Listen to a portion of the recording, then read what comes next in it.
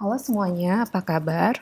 Ini merupakan perjumpaan kita yang pertama dalam kuliah semi online dan mata kuliah ini adalah mata kuliah Klimatologi Pertanian yang ditujukan kepada mahasiswa program studi Penyuluhan Pertanian Lahan Kering jurusan MPLK semester 2. Karena ada 3 orang dosen yang mengasuh mata kuliah klimatologi, maka saya akan masuk untuk 5 kali pertemuan tatap muka dari pertemuan ke-10 sampai pertemuan ke-14.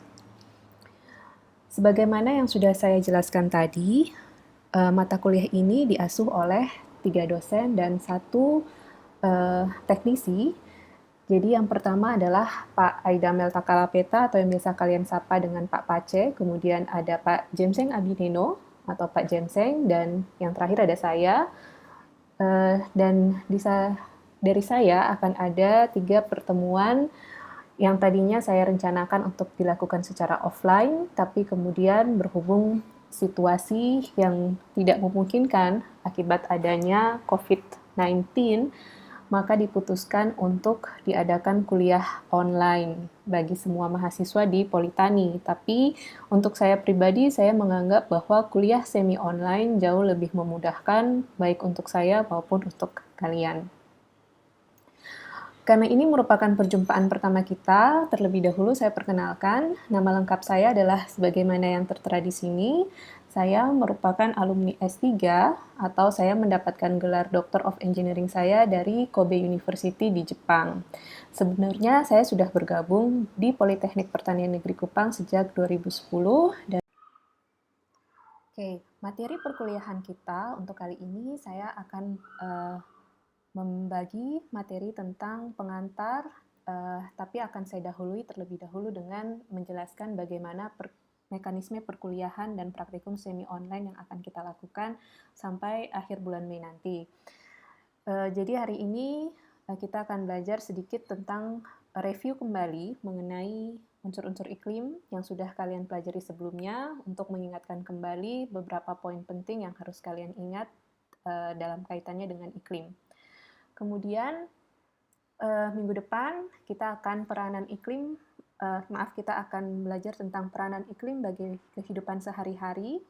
Ini saya khususkan kepada 2 hal. Yang pertama adalah pertanian dan kemudian yang kedua, saya rasa ini juga penting untuk kalian ketahui karena terkait dengan apa yang saat ini sedang kita alami.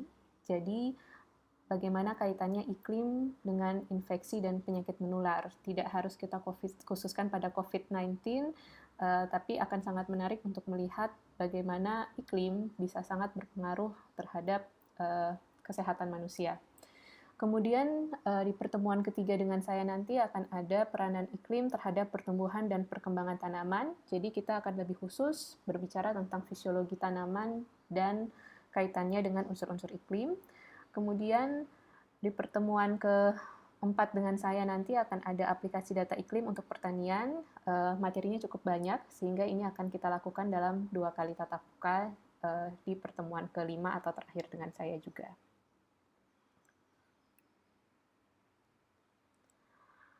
Kemudian untuk praktikum, ini saya sampaikan terlebih dahulu bahwa kita juga akan ada 5 kali praktikum.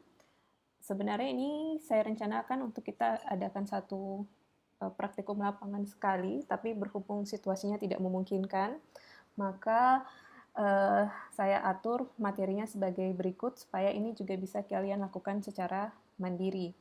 Oke, yang pertama adalah identifikasi iklim wilayah, kemudian materi kedua, pencatatan suhu udara harian. Materi ketiga itu menghitung evapotranspirasi metode Thorndike. Yang keempat, menghitung kebutuhan air tanaman. Dan yang terakhir itu kita akan melakukan studi kasus tentang peranan iklim dalam pertanian. Untuk mekanisme perkuliahan, setiap mahasiswa saya harapkan atau saya wajibkan untuk memiliki email aktif, karena email aktif ini yang akan memudahkan kita untuk berkomunikasi ke depan. Dan setiap minggu, ketua tingkat akan dihubungi oleh dosen pengampu atau ketua program studi PPLK Jadi karena saat ini saya belum punya nomor salah satu dari ketua tingkat, materi akan saya bagikan lewat ketua program studi PPLK. Nanti ketua program studi PPLK selanjutnya akan memberikan informasi kepada saya mengenai nomor kontak dari ketua tingkat kalian masing-masing. Kemudian, jadi ketika saya mengontak ketua program studi ataupun ketua tingkat, saya akan memberikan link informasi untuk perkuliahan 1 minggu ke depan. Dan ini hanya bisa diakses, beberapa bagian hanya bisa diakses untuk waktu terbatas. Nanti akan saya jelaskan lebih lanjut. Oke. Berikutnya, mahasiswa akan mengakses link yang diberikan dan menyimak perkuliahan yang diberikan dalam bentuk video. Jadi di bagian pertama nanti akan ada video, simak terlebih dahulu videonya sebelum dilanjutkan dengan mengunduh atau mendownload materi kuliah yang disertakan di bagian bawah video.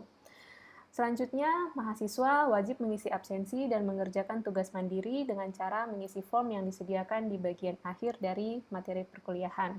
Form ini selanjutnya akan disebut sebagai lembar evaluasi. Untuk lebih jelasnya, silahkan simak tutorial berikut ini. Setiap minggu kalian akan saya berikan link melalui ketua tingkat kalian untuk bisa kalian akses. Link ini akan saya kirimkan lewat WhatsApp di nomor ketua tingkat yang akan saya kontak. Selanjutnya, klik link yang sudah saya berikan tersebut dan link tersebut akan membawa kalian ke website atau blog tempat kita akan melakukan kuliah semi online tersebut. Oke, mohon maaf, kita menggunakan contoh di mata kuliah konservasi tanah dan air, akan tetapi mekanisme atau sistemnya sama saja untuk mata kuliah klimatologi pertanian. Ketika kalian mengklik, kalian akan dibawa ke dalam suatu situs atau suatu blog di mana kita akan melakukan kuliah semi online tersebut. Di bagian pertama akan ada video yang bisa kalian simak, kemudian di bagian kedua akan ada download materi perkuliahan minggu ke-8, dan di bagian ketiga akan ada lembar evaluasi. Perhatikan bahwa lembar evaluasi ini adalah lembar yang bersifat sementara atau hanya bisa diakses dalam waktu 1 minggu. Selanjutnya, untuk bagian lembar evaluasi, silahkan kalian mengisi nama, kemudian mengisi NIM, dan juga email kalian. Perhatikan bahwa tanda bintang merah yang ada di setiap kolom yang akan diisi itu menunjukkan bahwa bagian tersebut wajib untuk diisi. Artinya, jika kalian tidak mengisi bagian tersebut, maka kalian tidak bisa mensubmit form evaluasi tersebut dan saya anggap kalian tidak melakukan absen. Oke, saya ulangi kembali dan kali ini saya akan menunjukkan tampilan dalam bentuk handphone. Jadi, kalian bisa mengaksesnya tidak hanya menggunakan komputer atau desktop atau laptop, tapi bisa juga menggunakan handphone. Sama saja, bagian pertama terdiri dari video, silahkan disimak hingga selesai, kemudian lanjutkan dengan download materi perkuliahan dan mengisi lembar evaluasi. Oke, demikian tadi video tutorial mengenai mekanisme perkuliahan kita. Dalam artian, saya harapkan kalian sudah memahami bagaimana caranya kita melakukan perkuliahan semi-online kita. Selanjutnya, saya ingin menginformasikan tentang bagaimana cara komunikasi di antara kita. Jadi, komunikasi dapat dilakukan secara langsung maupun tidak langsung, baik melalui perwakilan ketua tingkat, ketua program studi, atau saya infokan melalui teknisi. Dan komunikasi langsung bisa melalui email atau juga WhatsApp oleh ketua tingkat dan ketua program studi, atau video conference yang waktunya akan kita sepakati terlebih dahulu lewat email maupun lewat WhatsApp. Jika dirasa ada hal-hal yang perlu disampaikan secara langsung melalui video, karena komunikasi komunikasi tertulis tidak bisa mengcover itu semua. Oke. Dan jadwal perkuliahan yaitu dimulai dari minggu kedua April, yaitu tanggal 6 April 2020 atau hari ini. Kemudian hingga bulan Mei, minggu kedua, tanggal 8 Mei 2020. Setiap print-out materi kuliah dan praktikum akan tersedia dan dapat diakses selama 1 minggu. Jika materi 1 diberikan di tanggal 6 April 2020, materi tersebut hanya bisa diakses hingga tanggal 13 April, dan video dapat diakses selama sisa semester berjalan. Pelaksanaan ujian akan diumumkan kemudian tergantung situasi COVID-19 di Indonesia dan di Singapura. Jika sudah memungkinkan untuk dilakukan perjalanan antara Singapura dan Indonesia, ataupun sebaliknya, maka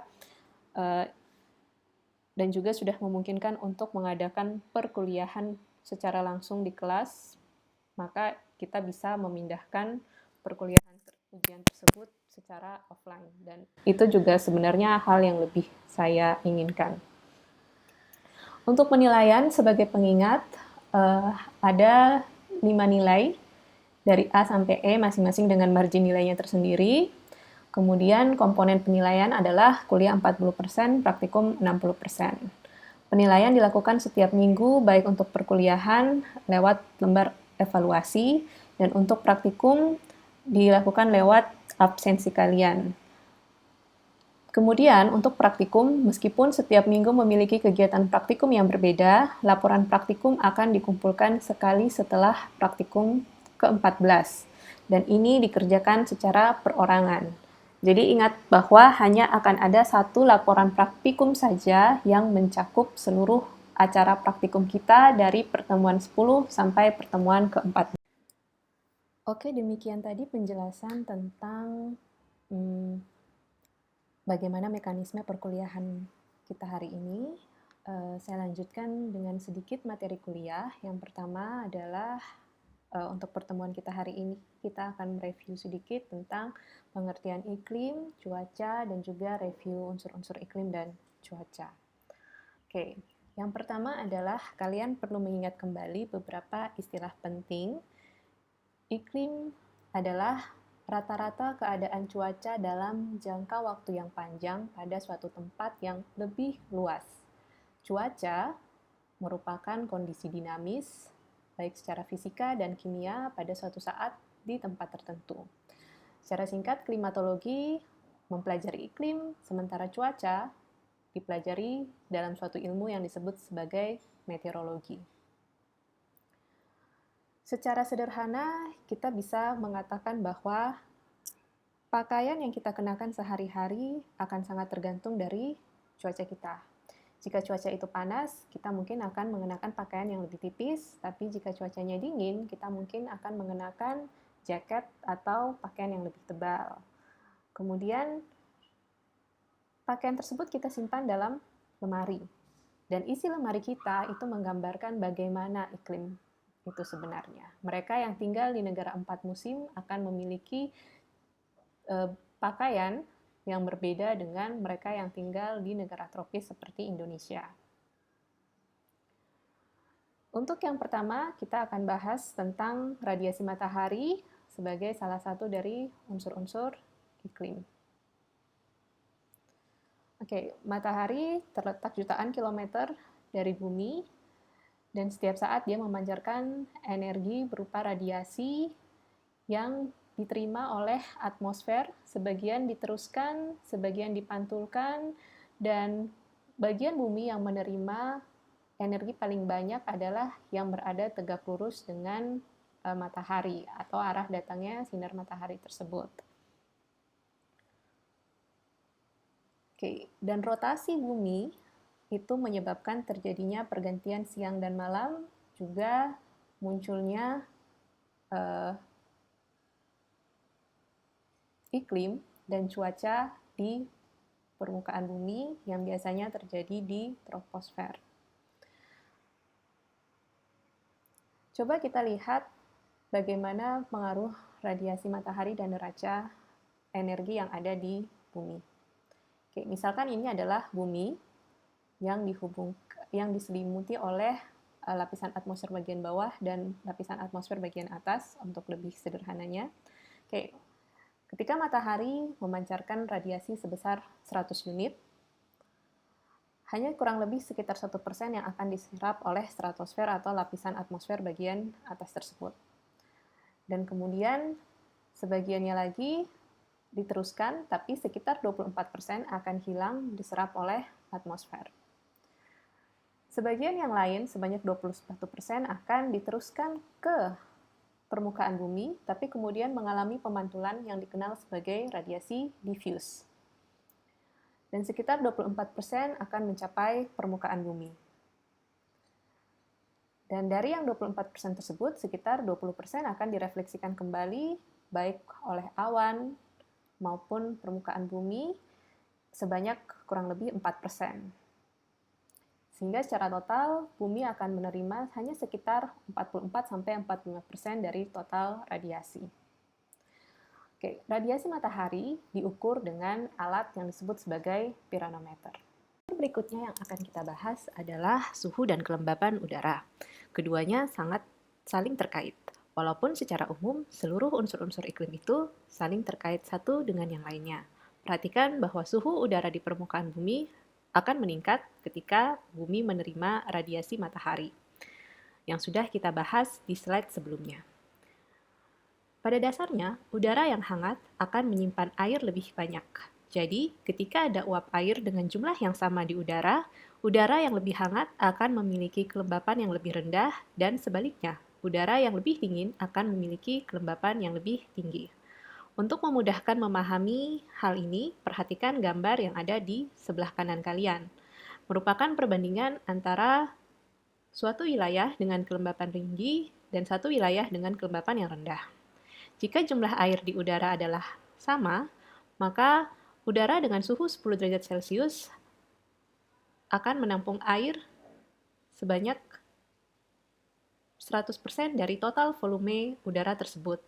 Akan tetapi, jika suhunya meningkat, maka volume udara akan mengembang, sehingga persentasi dari jumlah air yang ada dalam volume udara tersebut akan berkurang sebanyak kurang lebih 50%.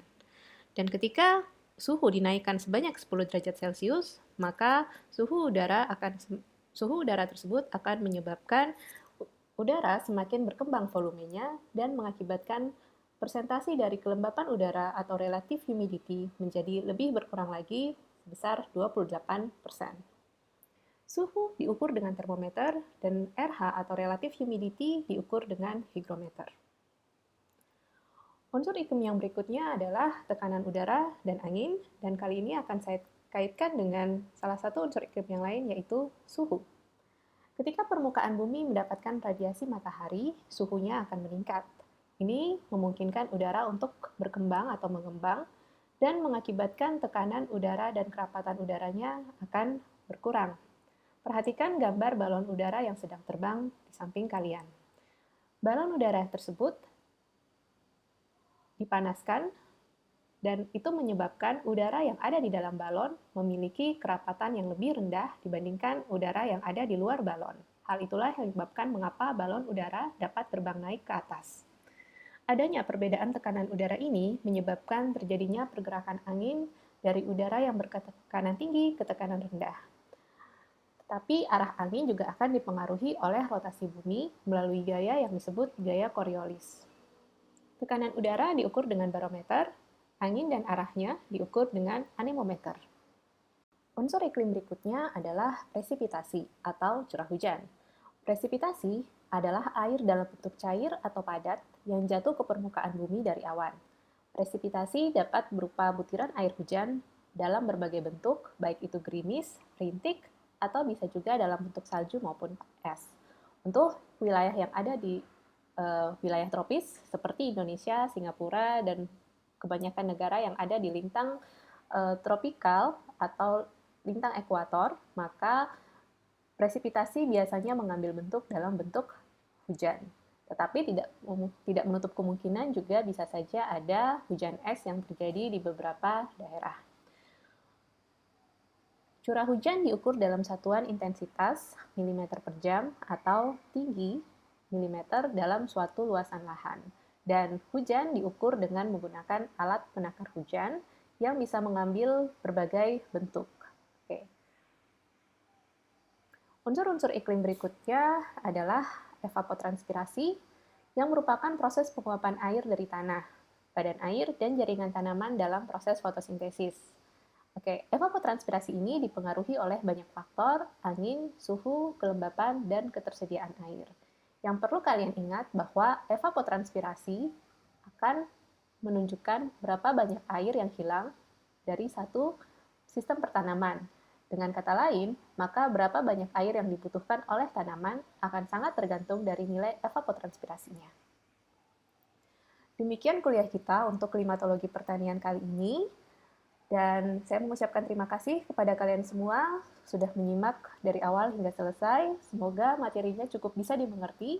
Jangan lupa untuk mendownload materi yang tersedia di bagian bawah video. Kemudian jangan lupa juga untuk mengisi lembar evaluasi agar kalian memiliki nilai tugas dan juga nilai absen. Kita akan bertemu kembali dalam kuliah dan praktikum berikutnya.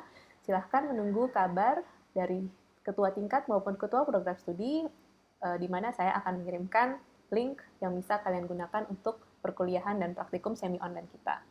Sampai bertemu lagi dan semoga kalian selalu dalam keadaan sehat dan tetap bersemangat. Sampai jumpa.